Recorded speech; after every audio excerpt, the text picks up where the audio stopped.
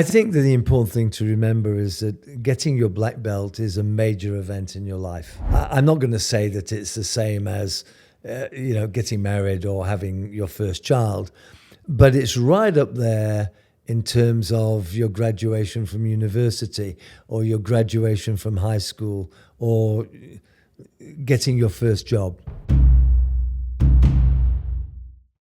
Could you tell us a bit more about the requirements that someone needs to be, or let's say, what does it take to become, especially a first dan at that grading, or second dan and third dan for that matter? Okay, I think that the important thing to remember is that getting your black belt is a major event in your life.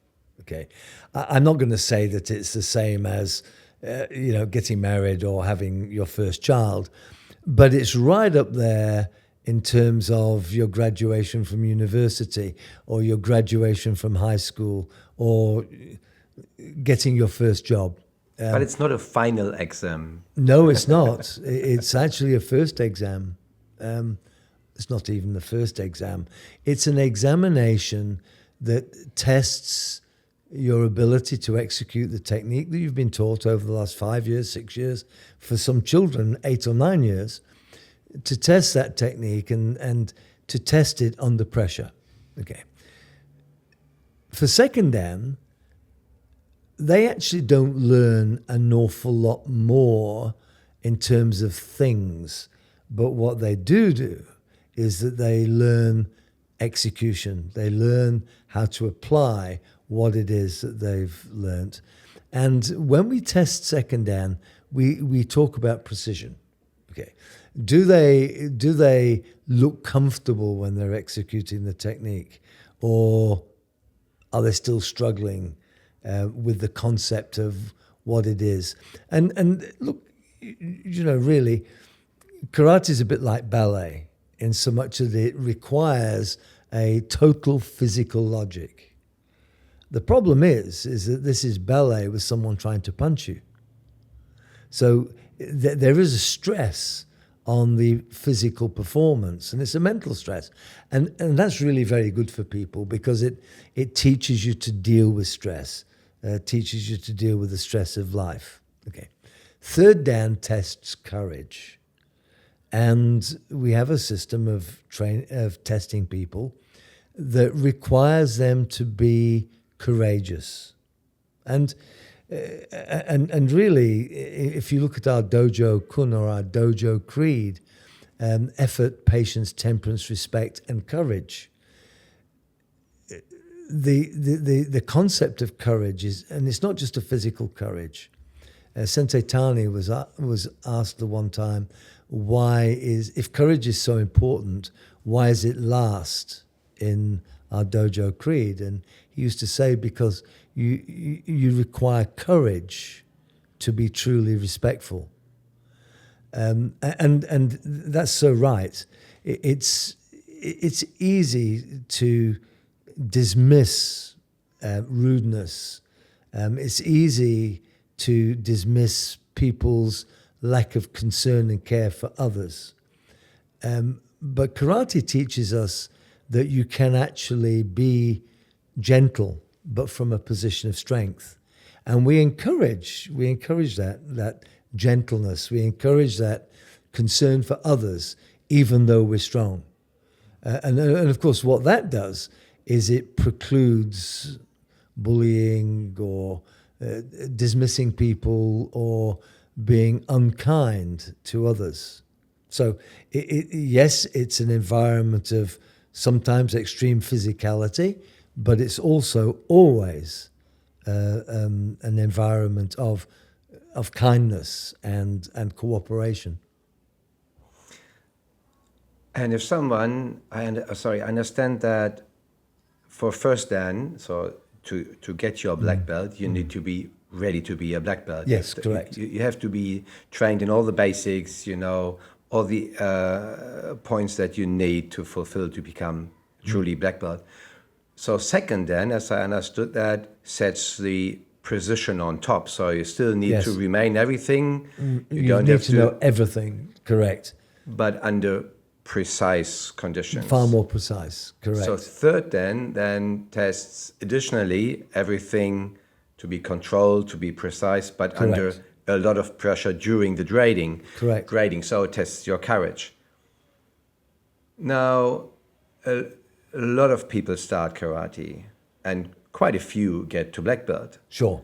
Quite a few get also to second dan, and maybe third dan as well. Yep. Then they realize that their first main goal to receive black belt was just the beginning of the story. Or not the true beginning, but the beginning of the real thing. Sure.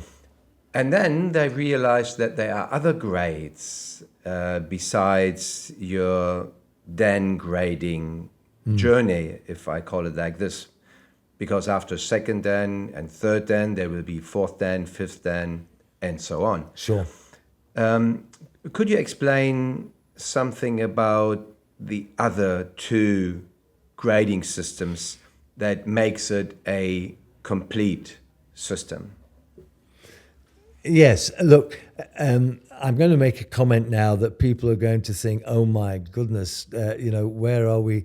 But in the martial arts, up to third dan, so in other words, including second dan, you're considered to be novice. And that's really a scary thought, isn't it? Because you've got to train for 7 or 8 years to get there. And in fact, as a child, maybe 12 or 15 years to get to second dan. And then you become a third dan. And not everybody, but if you get to third dan, you are special.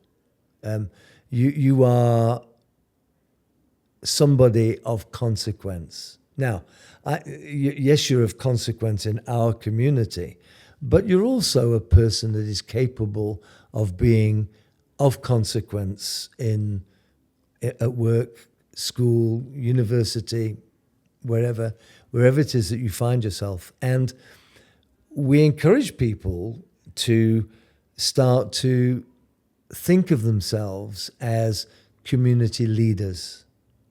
It doesn't matter what environment they're in. And we have a process called Shido. And Shido is about leadership. To begin with, that journey is trained, tested, and developed in the environment of teaching. So in other words, we encourage people to start to teach others, to share their skills with the community within which they are. And so the sensei of the dojo, the chief instructor of the dojo, will invite these young people, usually, sometimes not so young, to start participating in leadership within the dojo. Now, they may have started a long time before helping with taking a class or helping an instructor run a class. But once they get to third dan, we start to formalize it. And we have a process of developing people from what we call Jun Shidoyan to Shidoyan. Shidoyan means leader. Then to Jun Shihan. And the Shihan grade is something that people don't understand.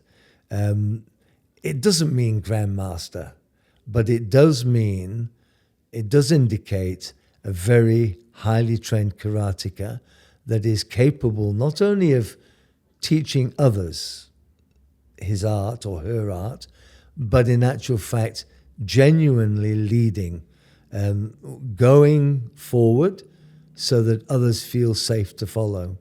And that leadership process we actively encourage. There is another system called Shugo, and Shugo is about you. It's about your relationship with not only the community, but with your sensei. It's about you in relationship to your children. It's about you in relationship to your wife or your husband or your partner, whoever that may be. And it's a reflection of who the community, led by your sensei, believe you are as a human being. And we have Kenshi, Renshi, Tachi,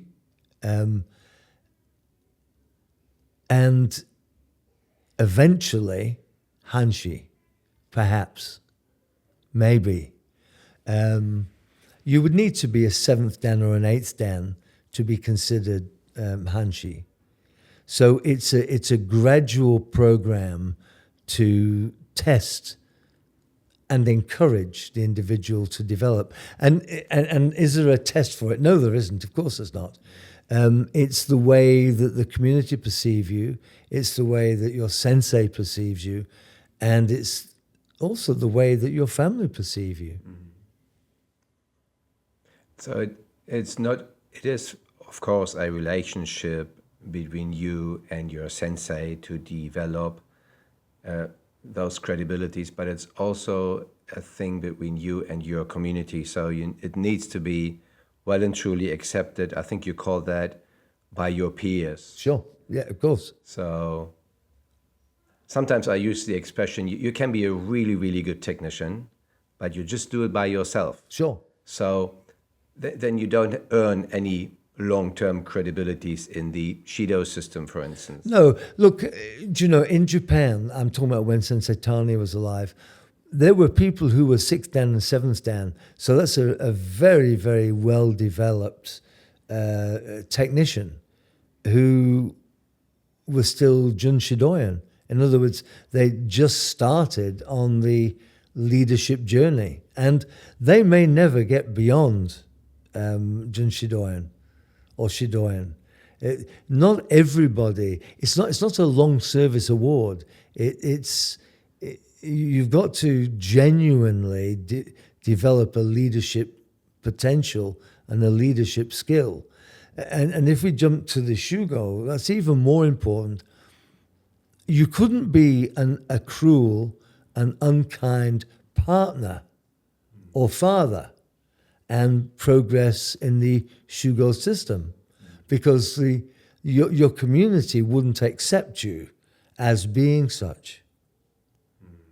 So we try very hard within our community to develop people of real value to the community.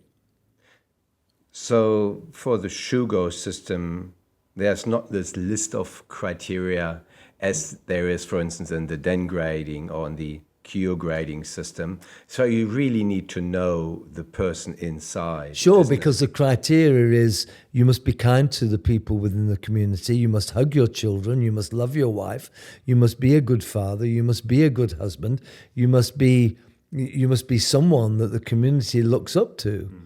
And that's the unique thing about traditional karate, is that our expectation is that you will grow into a person of real value. But at the same time, you still got to be able to fight. At the same time, you still got to be able to perform. You may be shy, but you must still step out of that and be prepared to demonstrate not only your art, but demonstrate who it is that you are. Sometimes when we teach kids, we'll ask the group of children, who wants to be a sensei once? And everybody raises his hand. But then when they eventually get more advanced, some of them may decide not to be a sensei. So Sure. not because of their way of life or whatsoever. Maybe they just haven't got the possibility Sure. or the ability to teach, or they just don't want to.